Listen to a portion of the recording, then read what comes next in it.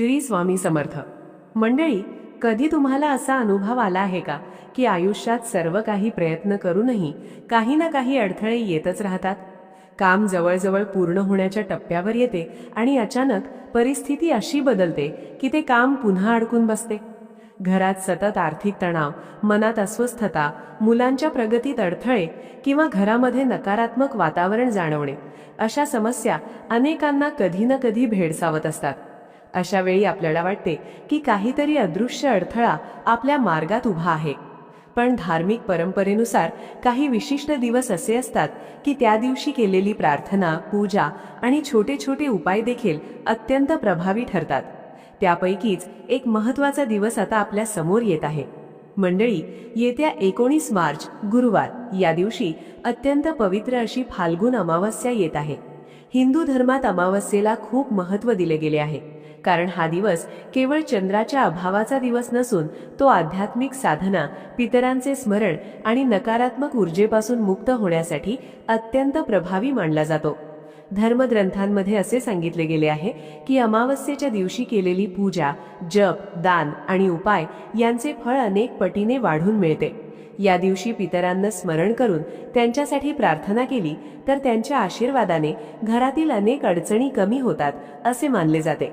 त्याचबरोबर भगवान विष्णू, माता लक्ष्मी आणि इतर देवतांची भक्तिभावाने पूजा केली तर घरात सुख, शांती आणि समृद्धी वाढते. फाल्गुन महिन्यात येणारी ही अमावस्या विशेष महत्त्वाची मानली जाते, कारण हा काळ ऋतू परिवर्तनाचा असतो. जुन्या नकारात्मक गोष्टी मागे टाकून नव्या ऊर्जेने आयुष्याची सुरुवात करण्याचा हा काळ मानला जातो. म्हणूनच आजच्या या व्हिडिओमध्ये मी तुम्हाला एक अत्यंत सोपा पण खूप प्रभावी असा उपाय सांगणार आहे. हा उपाय इतका साधा आहे की तो कोणालाही करता येतो. तुम्हाला कोणतेही मोठे साहित्य लागणार नाही, कोणतेही कठीण विधी करावे लागणार नाहीत. फक्त एक नारळ वापरून तुम्ही हा उपाय करू शकता. धार्मिक श्रद्धेनुसार असे मानले जाते की अमावस्येच्या दिवशी योग्य श्रद्धेने हा उपाय केला तर घरातील नकारात्मकता कमी होते, वाईट नजरेचा प्रभाव दूर होतो आणि अनेक अडथळे हळूहळू दूर होऊ लागतात. विशेष म्हणजे हा उपाय केवळ पैशांसाठीच नाही, तर घरातील सुख, शांती, मुलांची प्रगती, पती पत्नीमधील प्रेम आणि कुटुंबातील एकोप्यासाठी देखील खूप शुभ मानला जातो. पण हा उपाय कसा करायचा, कोणत्या वेळेला करायचा आणि करताना कोणत्या गोष्टींची काळजी घ्यायची, याची संपूर्ण माहिती मी पुढे सविस्तर सांगणार आहे. म्हणून एक विनंती आहे, हा व्हिडिओ अजिबात स्किप करू नका, शेवटपर्यंत नक्की ऐका. कारण शेवटी मी अजून एक असा उपाय सांगणार आहे जो अनेक लोक दर अमावस्येला करतात आणि ज्यामुळे घरातील वातावरण सकारात्मक राहण्यास मदत होते. आणि मंडळी, जर तुम्ही आमच्या चॅनलवर नवीन असाल तर चॅनलला सबस्क्राईब करायला विसरू नका, कारण येथे आपण अशाच प्रकारची धार्मिक माहिती, उपाय आणि श्रद्धेशी संबंधित गोष्टी नियमितपणे शेअर करत असतो. आता सर्वप्रथम आपण समजून घेऊया की नारळाला आपल्या हिंदू धर्मात इतके महत्त्व का दिले जाते आणि अमावस्येच्या दिवशी नारळाचे उपाय इतके प्रभावी का मानले जातात. मंडळी, आपल्या हिंदू धर्मामध्ये नारळाला अत्यंत पवित्र स्थान दिले गेले आहे. आपण कोणतीही पूजा असो, घरातील शुभ कार्य असो, नवीन व्यवसायाची सुरुवात असो किंवा देवतांच्या चरणी काही अर्पण करायचे असो, नारळाचा वापर हमखास केला जातो. त्यामुळेच नारळाला श्रीफळ असेही म्हटले जाते. श्रीफळ म्हणजे देवी लक्ष्मीचे प्रतीक मानले जाणारे पवित्र फळ. धार्मिक श्रद्धेनुसार नारळामध्ये दैवी शक्तीचा वास असतो असे मानले जाते. काही ग्रंथांमध्ये तर असेही सांगितले गेले आहे की नारळामध्ये ब्रह्मा, विष्णू आणि महेश या त्रिमूर्तींचे प्रतीकात्मक अस्तित्व असते. म्हणूनच देवतांच्या पूजेमध्ये नारळ अर्पण करणे म्हणजे देवाला पूर्ण समर्पण व्यक्त करणे असे मानले जाते. नारळावरती दिसणारे 3 छोटे डोळ्यासारखे चिन्ह आपण सर्वांनी पाहिलेच असतील. या 3 चिन्हांना भगवान शंकराच्या त्रिनेत्राचे प्रतीक मानले जाते. त्यामुळे नारळाला अत्यंत शुभ आणि शक्तिशाली मानले जाते. नारळाच्या रचनेमध्ये देखील एक आध्यात्मिक अर्थ सांगितला जातो. नारळाचा बाहेरचा कठीण कवच हा माणसाच्या अहंकाराचे प्रतीक मानला जातो, तर त्याच्या आत असलेला पांढरा आणि शुद्ध भाग हा मनाच्या शुद्धतेचे प्रतीक मानला जातो. म्हणून जेव्हा आपण देवासमोर नारळ फोडतो तेव्हा त्यामागे एक भावना असते की आपण आपला अहंकार सोडून देवाच्या चरणी समर्पित होत आहोत. याच कारणामुळे प्रत्येक शुभ कार्याच्या सुरुवातीला नारळ फोडण्याची परंपरा आहे. असे केल्याने त्या कार्यामध्ये येणारे अडथळे दूर होतात आणि ते काम निर्विघ्नपणे पूर्ण होते असे मानले जाते. आता अनेक लोकांच्या आयुष्यात असे काही प्रसंग येतात की खूप मेहनत करूनही यश मिळत नाही. एखादे महत्त्वाचे काम सुरू केले की अचानक अडथळे निर्माण होतात. आर्थिक तणाव वाढतो, घरामध्ये छोट्या छोट्या कारणांवरून वाद होतात, कधी मुलांच्या शिक्षणात अडचणी येतात, तर कधी आरोग्याच्या समस्या निर्माण होतात. अशा परिस्थितीत मन खूप अस्वस्थ होते. आपण प्रयत्न करतो, देवाला प्रार्थना करतो, पण तरीही काहीतरी अडथळे कायम राहतात असे वाटते. म्हणूनच धर्मशास्त्रांमध्ये काही विशिष्ट दिवशी केलेले साधे उपाय सांगितले गेले आहेत. हे उपाय श्रद्धेने केले तर मनाला सकारात्मक ऊर्जा मिळते आणि परिस्थिती हळूहळू बदलू लागते. फाल्गुन अमावस्येचा दिवस हा अशाच उपायांसाठी अत्यंत योग्य मानला जातो. आता मी तुम्हाला या दिवशी करायचा अत्यंत प्रभावी नारळाचा उपाय सांगणार आहे. हा उपाय करण्यासाठी तुम्हाला काही साध्या वस्तू लागतील. सर्वप्रथम तुम्हाला एक पूर्ण नारळ घ्यायचा आहे आणि त्या नारळामध्ये पाणी असणे आवश्यक आहे, कारण पाणी असलेला नारळ पूर्ण आणि शुभ मानला जातो. यानंतर तुम्हाला मूठभर काळे उडीद घ्यायचे आहेत, तसेच थोडेसे काळे तीळ घ्यायचे आहेत. या दोन्ही गोष्टी धार्मिक दृष्टिकोनातून नकारात्मकता दूर करण्यासाठी उपयोगी मानल्या जातात. त्यानंतर तुम्हाला एका छोट्या वाटीमध्ये तिळाचे तेल घ्यायचे आहे. जर तिळाचे तेल उपलब्ध नसेल तर त्याऐवजी मोहरीचे तेल देखील वापरू शकता. आणि शेवटी 2 अगरबत्त्या घ्यायच्या आहेत. ही सर्व वस्तू एकत्र घेतल्यानंतर तुम्हाला तुमच्या घराजवळ असलेल्या मारुतीच्या म्हणजेच हनुमानाच्या मंदिरात जायचे आहे, कारण हनुमान हे संकट दूर करणारे आणि नकारात्मक शक्तींवर विजय मिळवून देणारे देवता मानले जातात. पण मंदिरात गेल्यानंतर नेमके काय करायचे, कोणत्या क्रमाने हा उपाय पूर्ण करायचा, याची सविस्तर माहिती मी पुढच्या भागात सांगणार आहे. आणि इथेच एक छोटीशी गोष्ट सांगतो. या उपायाचा एक महत्त्वाचा टप्पा आहे जो अनेक लोक विसरतात. जर तो टप्पा केला नाही तर उपाय अपूर्ण राहतो. म्हणून पुढचा भाग नक्की ऐका. फाल्गुन अमावस्येच्या दिवशी म्हणजेच 19 मार्च गुरुवारी तुम्ही सकाळपासून ते संध्याकाळपर्यंत कधीही हा उपाय करू शकता. विशेष वेळेची बंधनं नाहीत. जेव्हा तुम्हाला सोयीचे वाटेल तेव्हा मन शांत करून हा उपाय करा. सर्वप्रथम तुम्ही जे साहित्य घेतले आहे, नारळ, काळे उडीद, काळे तीळ, तेलाची वाटी आणि 2 अगरबत्त्या, हे सर्व घेऊन मारुतीच्या म्हणजेच हनुमानाच्या मंदिरात जा. मंदिरात गेल्यानंतर सर्वात आधी शांतपणे देवासमोर उभे राहा. मनातल्या मनात श्री हनुमानांना नमस्कार करा आणि आपल्या मनातील सर्व चिंता त्यांच्यासमोर व्यक्त करा. यानंतर तुम्ही आणलेल्या 2 अगरबत्त्या प्रज्वलित करा आणि त्या देवासमोर ठेवा. अगरबत्तीचा सुगंध आणि धूर वातावरण शुद्ध करण्याचे प्रतीक मानले जाते. यानंतर तुम्ही जी तेलाची वाटी घेऊन गेला आहात ते तेल मंदिरात जो दिवा प्रज्वलित असतो त्या दिव्यामध्ये ओतायचे आहे. तेलाचा दिवा हा प्रकाश आणि सकारात्मक ऊर्जेचे प्रतीक मानला जातो. असे केल्याने आपल्या जीवनातील अंधार दूर होऊन उजेड येतो अशी श्रद्धा आहे. आता तुम्ही घेतलेले काळे उडीद, काळे तीळ आणि नारळ हे सर्व हनुमानाच्या चरणी अर्पण करा. अर्पण करताना मनात एकच भावना ठेवा, हे देवा, माझ्या आयुष्यातील अडचणी दूर कर. यानंतर मंदिरात थोडा वेळ बसून हनुमान चालिसाचे एकदा श्रद्धेने पठण करा. जर पूर्ण पाठ येत नसेल तरी मनापासून श्रीराम जय राम जय जय राम किंवा जय हनुमान असा जप देखील करू शकता. मंडळी, धार्मिक मान्यतेनुसार हनुमान हे संकटमोचन देवता आहेत, म्हणजेच भक्तांच्या जीवनातील संकट दूर करणारे देव. असे सांगितले जाते की ज्या व्यक्तीने श्रद्धेने हनुमानाची पूजा केली त्याच्या आयुष्यातील अनेक अडथळे हळूहळू दूर होऊ लागतात. काही धार्मिक कथांमध्ये तर असेही सांगितले जाते की शनिदेव स्वतः हनुमान भक्तांवर प्रसन्न असतात. त्यामुळे हनुमानाची भक्ती केल्याने शनी, राहू किंवा केतूच्या नकारात्मक प्रभावापासून देखील काही प्रमाणात संरक्षण मिळते असे मानले जाते. म्हणून मंदिरात बसून 2 हात जोडून मनापासून प्रार्थना करा. तुमच्या आयुष्यात ज्या समस्या आहेत, आर्थिक अडचण, कामातील अडथळे, आरोग्याच्या समस्या, घरातील वाद, या सर्व गोष्टी दूर व्हाव्यात अशी विनंती करा. हा उपाय करताना एक गोष्ट लक्षात ठेवा, श्रद्धा आणि विश्वास ही सर्वात महत्त्वाचे आहेत. जर मनापासून प्रार्थना केली तर देव आपल्या भक्तांची नक्कीच दखल घेतात, असे आपल्या संस्कृतीत सांगितले गेले आहे. मंडळी, हा झाला पहिला आणि अत्यंत महत्त्वाचा उपाय.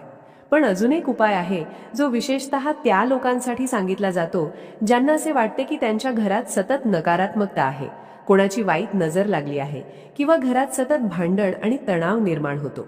हा उपाय रात्री केला जातो आणि अनेक लोकांच्या अनुभवांनुसार तो खूप प्रभावी मानला जातो. मंडळी, आता आपण दुसरा एक अत्यंत महत्त्वाचा उपाय समजून घेणार आहोत.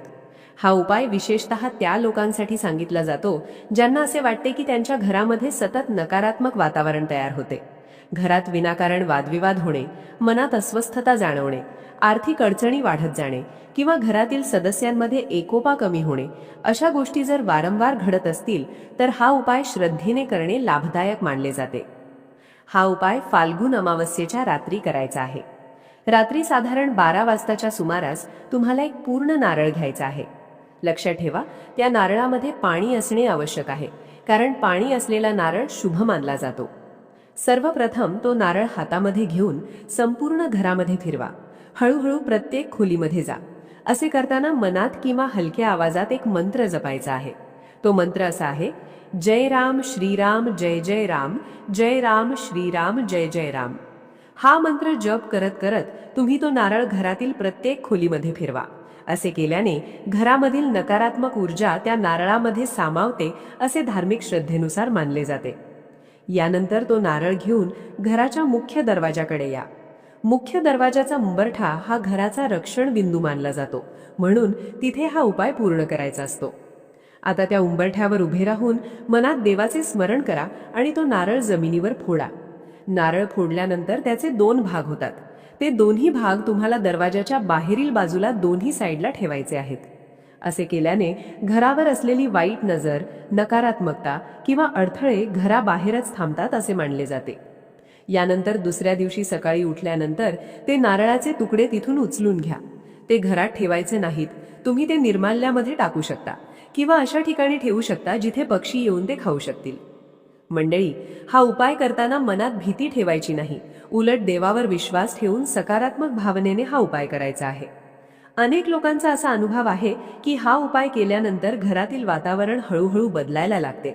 मनात शांतता निर्माण होते आणि कुटुंबामध्ये पुन्हा आनंद आणि समाधान जाणवायला लागते. पण अजून एक उपाय आहे जो अनेक कुटुंबांमध्ये प्रत्येक अमावस्येला केला जातो. हा उपाय घरातील वातावरण शुद्ध करण्यासाठी आणि देवाची कृपा मिळवण्यासाठी खूप शुभ मानला जातो. तो उपाय म्हणजे कर्पूर होम. हा कर्पूर होम कसा करायचा आणि त्यामागचे धार्मिक महत्त्व काय आहे हे आपण पुढच्या भागात सविस्तर जाणून घेणार आहोत. धार्मिक मान्यतेनुसार कर्पूर म्हणजेच कापूर हा अत्यंत पवित्र आणि शुद्ध मानला जातो. कापूर जळताना पूर्णपणे जळून जातो आणि त्यामागे कोणताही अवशेष राहत नाही. त्यामुळे त्याला पूर्ण समर्पण आणि शुद्धतेचे प्रतीक मानले जाते. कापूर जाळल्याने वातावरणातील नकारात्मक ऊर्जा कमी होते आणि घरामध्ये सकारात्मकता वाढते असे मानले जाते. म्हणूनच अनेक लोक रोजच्या पूजेमध्येही कापूर आरती करतात. फाल्गुन अमावस्येच्या दिवशी जर घरामध्ये कर्पूर होम केला तर तो अत्यंत शुभ मानला जातो. असे सांगितले जाते की ज्या घरामध्ये हा उपाय केला जातो त्या घरावर वाईट शक्तींचा प्रभाव कमी होतो आणि घरातील वातावरण अधिक शांत आणि आनंदी राहते. आता हा कर्पूर होम कसा करायचा ते समजून घेऊया. सर्वप्रथम तुम्हाला एक नारळ घ्यायचा आहे. त्यानंतर त्या नारळाच्या वरच्या भागावर कापुराच्या वड्या ठेवायच्या आहेत. जितक्या सहज बसतील तितक्या वड्या ठेवू शकता. यानंतर तो नारळ हातामध्ये धरून देवघरासमोर उभे राहा. आता त्या कापुराला अग्नी लावा, म्हणजे तो प्रज्वलित होईल. कापूर जळू लागल्यानंतर शांतपणे देवासमोर उभे राहून मनापासून श्री स्वामी समर्थ, श्री स्वामी समर्थ या मंत्राचा जप करा. जोपर्यंत कापूर पूर्णपणे जळत नाही तोपर्यंत हा मंत्र जप करत राहा. मंत्र जप करताना मनात देवाचे स्मरण आणि कृतज्ञतेची भावना ठेवणे अत्यंत महत्त्वाचे आहे. असे केल्याने घरातील वातावरण शुद्ध होते आणि मनालाही एक वेगळी शांतता मिळते. अनेक लोकांचा अनुभव आहे की हा उपाय नियमित केल्याने घरातील नकारात्मकता कमी होते आणि घरामध्ये आनंदी वातावरण निर्माण होते. कापूर पूर्णपणे जळून झाल्यानंतर तो नारळ तुम्ही निर्माल्यामध्ये टाकू शकता किंवा एका पिशवीमध्ये बांधून ठेवू शकता. काही लोक पुढच्या अमावस्येला पुन्हा त्याच नारळाचा वापर कर्पूर होमसाठी करतात. मंडळी, हा उपाय अतिशय सोपा आहे, पण श्रद्धेने केला तर तो अत्यंत शुभ मानला जातो. पण अजून एक छोटासा उपाय आहे जो विशेषतः घरातील मुलांसाठी आणि कुटुंबातील सदस्यांसाठी केला जातो. जर घरातील मुलांना वारंवार नजर लागत असेल, ते खूप चिडचिड करत असतील किंवा घरात एकोपा कमी होत असेल तर हा उपाय केला जातो. हा उपाय म्हणजे नारळाचा उतारा. तो नेमका कसा करायचा, किती वेळा करायचा आणि त्यानंतर त्या नारळाचे काय करायचे ही महत्त्वाची माहिती आपण पुढच्या भागात पाहणार आहोत. मंडळी, आता आपण या व्हिडिओमधील शेवटचा पण अत्यंत उपयुक्त असा उपाय समजून घेणार आहोत. अनेक कुटुंबांमध्ये हा उपाय जुनी परंपरा म्हणून आजही केला जातो. विशेषतः जेव्हा घरातील मुलांना वारंवार नजर लागते, ते अचानक चिडचिड करू लागतात, वारंवार आजारी पडतात किंवा घरातील सदस्यांमध्ये एकोप्याचा अभाव जाणवतो, तेव्हा हा उपाय केला जातो. हा उपाय म्हणजे नारळाचा उतारा. फाल्गुन अमावस्येच्या दिवशी तुम्हाला एक नारळ घ्यायचा आहे. त्या नारळावर शेंदुराने एक छोटासा त्रिशूळ काढायचा आहे. त्रिशूळ हे भगवान शिवाचे प्रतीक मानले जाते आणि त्याला नकारात्मक शक्तींवर विजय मिळवण्याचे चिन्ह मानले जाते. यानंतर हा नारळ घरातील प्रत्येक सदस्यावरून डोक्यापासून पायापर्यंत 7 वेळा उतरवायचा आहे. उतारा करताना मनात देवाचे स्मरण करा आणि त्या व्यक्तीच्या आयुष्यातील अडचणी दूर व्हाव्यात अशी प्रार्थना करा. घरातील सर्व सदस्यांवरून उतारा केल्यानंतर तो नारळ संपूर्ण घरामध्ये फिरवा. प्रत्येक खोलीतून एकदा फिरवून घ्या. तसेच आपल्या घराच्या मुख्य दरवाजावरून वरपासून खालीपर्यंत 7 वेळा उतरवायचा आहे. असे केल्याने घरातील नकारात्मक ऊर्जा त्या नारळामध्ये सामावते असे मानले जाते. यानंतर हा नारळ घराबाहेर घेऊन जा आणि तो जमिनीत पुरून टाका किंवा निर्माल्यामध्ये विसर्जित करा. काही लोक तो एखाद्या झाडाखाली ठेवतात, जिथे पक्षी किंवा प्राणी त्याला स्पर्श करू शकतील. मंडळी, हे सर्व उपाय करताना एक गोष्ट नेहमी लक्षात ठेवा. कोणताही उपाय केवळ अंधश्रद्धेने नाही, तर श्रद्धा, सकारात्मक विचार आणि देवावर विश्वास ठेवून करायचा असतो. जेव्हा मनापासून प्रार्थना केली जाते, तेव्हा देव नक्कीच आपल्या भक्तांच्या भावना ऐकतात, असे आपल्या संस्कृतीत सांगितले गेले आहे. फाल्गुन अमावस्येचा हा पवित्र दिवस आपल्याला एक संधी देतो, आपल्या आयुष्यातील नकारात्मक गोष्टी मागे सोडून नव्या सकारात्मक ऊर्जेने पुढे जाण्याची. जर तुम्ही या दिवशी श्रद्धेने हे छोटे छोटे उपाय केले, देवाचे स्मरण केले आणि कुटुंबासोबत शांतपणे प्रार्थना केली, तर घरामध्ये नक्कीच एक वेगळी सकारात्मक ऊर्जा जाणवू लागते. मंडळी, आशा करतो की आजची ही माहिती तुम्हाला नक्कीच उपयोगी पडेल. जर हा व्हिडिओ तुम्हाला आवडला असेल तर व्हिडिओला लाईक करा. आपल्या मित्रपरिवार आणि नातेवाईकांसोबत हा व्हिडिओ जास्तीत जास्त शेअर करा, जेणेकरून त्यांनाही या माहितीचा लाभ मिळेल. आणि जर तुम्ही अजून आपल्या चॅनलला सबस्क्राईब केले नसेल तर आत्ताच सबस्क्राईब करा आणि बेल आयकन दाबा, जेणेकरून अशाच प्रकारचे धार्मिक आणि उपयुक्त व्हिडिओ तुम्हाला वेळोवेळी पाहायला मिळतील. चला मंडळी, आता इथेच थांबूया.